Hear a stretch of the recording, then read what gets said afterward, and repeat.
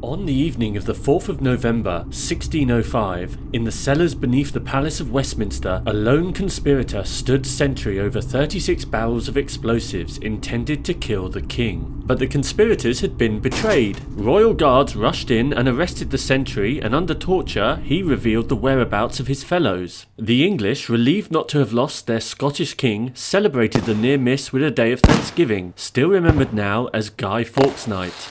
The Gunpowder plot increased James's popularity, as well as hatred for Roman Catholics. In truth, James's ministers had probably known of the conspiracy, but had waited until they could catch all the plotters, so foiling the assassination more dramatically for all to see. James's reign, beginning in 1603, ushered in a new dynasty that would witness huge changes in Britain, by no means were all of which of benefit to them.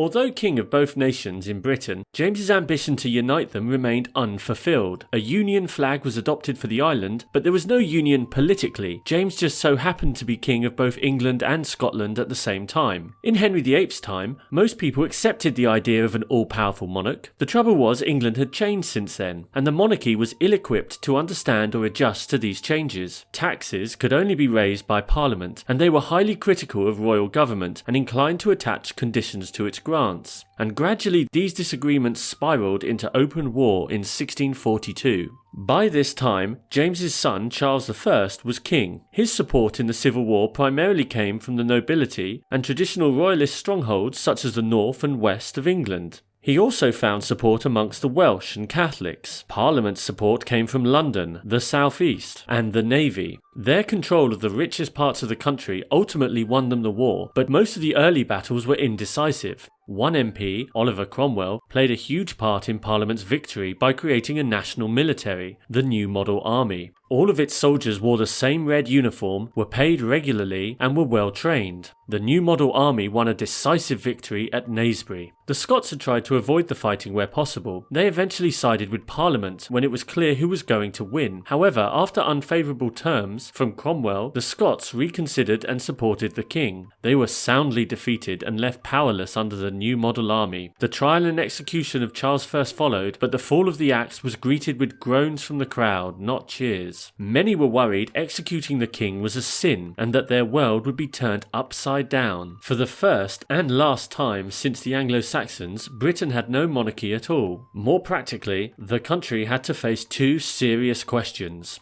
Who had the right to rule? Who had the power to rule?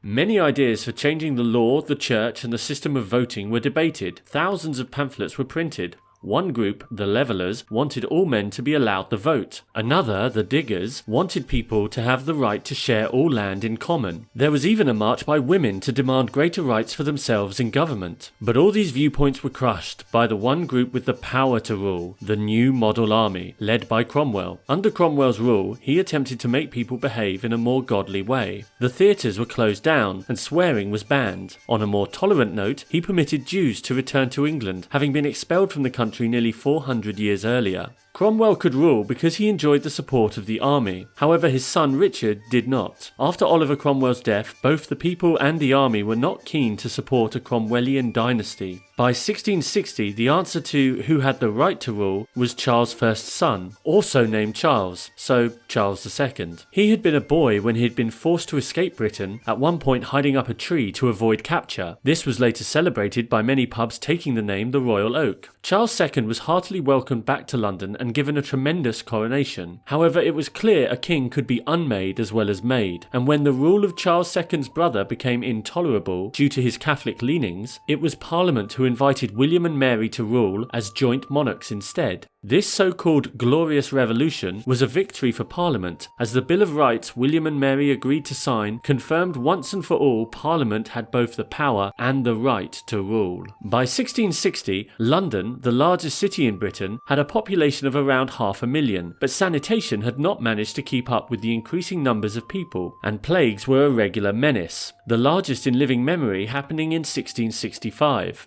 The following year, the Great Fire destroyed over 13,000 buildings, but the destruction of so many close-set timber structures allowed much of the city to be rebuilt in stone, with the houses built further apart. Casualties from the bubonic plagues never reached such a height again. By the time Samuel Pepys, a high-ranking naval official, best remembered now for the frank and colourful diaries he kept of his life, died in 1703, the London skyline had changed massively, and 7 years later, Christopher Wren's St Paul's Cathedral was completed.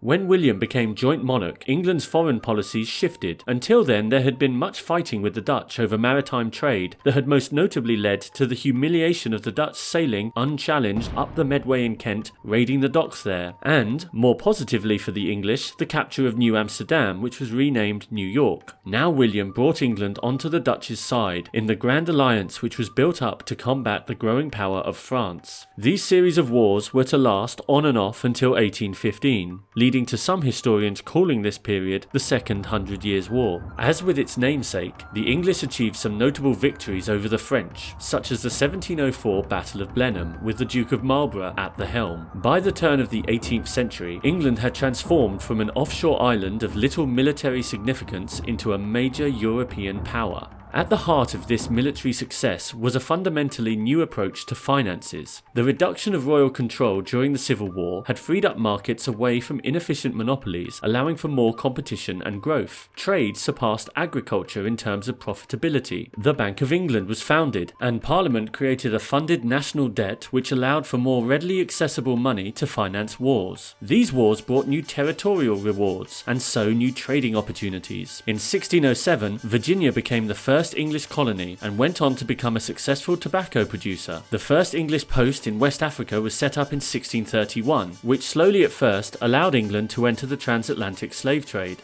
And Jamaica was taken as a prize of war off the Spanish in 1655 and proved to be a thriving sugar colony. By 1700, all original 13 North American colonies except Georgia had been settled. The population of British America was already 500,000, almost a tenth of England itself. New trading posts and better ships brought more exotic goods to Britain's shores. The 17th century saw tea, coffee and chocolate in liquid form sold in shops. Some historians believe the scientific revolution that began at this time was in part due to people moving away from drinking depressants, like alcohol, to stimulants like coffee. In 1662, Charles II had become the patron of the Royal Society, a newly established organisation that wanted to better understand the world through the scientific method. The King's support was important as it meant scientists would not be attacked by the Church for undermining their teaching, like the Italian astronomer Galileo had been 30 years before by Rome. Discoveries by English scientists at this time kept coming. William Harvey described the heart's role for pumping blood around the body. Robert Hooke proposed theories about the movements of comets. Robert Boyle proved the relationship between pressure and volume in gases.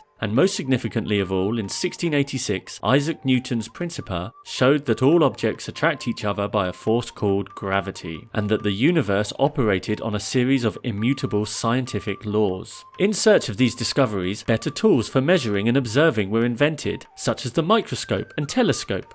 The relations between Ireland and Britain for much of the 17th century was strife-torn and unhappy. When England had turned Protestant, Ireland had remained Catholic. By 1640, around 40,000 new Protestant Scot and English settlers, the first to recognise themselves as British, had immigrated to Ireland, especially the northern province of Ulster. Under the rules of both Cromwell and William, the Irish suffered much loss of life, and discriminatory laws against Catholics like the Penal Code meant land was difficult to inherit. In 1603, 90% of the land in Ireland had belonged to Catholics. A century later, it was only 14%. Scotland, which had been briefly united with England under Cromwell, was still a separate country from England with separate agendas. The Dutch had been Scotland's biggest trading partner, but the Anglo-Dutch wars meant Scottish business suffered. After the English Parliament's Act of Settlement declared that descendants of Sophia of Hanover would inherit the crown, skipping the claims to the throne for more than 50 claimants, all Catholic, the Scots demanded the right to choose their own ruler. This would break the union with England and allow for the possibility that Scotland could again become become an ally of France. To the English, this was unthinkable. Thus, unification was born more from political necessity than budding British nationalism. The English did not want a hostile neighbour to the north, and the Scots, whose economy was reeling from the disastrous attempt to found their first colony in Panama, were willing to accept political union in return for keeping their own church, law and education. As uncomfortable a beginning as this was, for the first time in British history, the entire island was now one country, a united kingdom.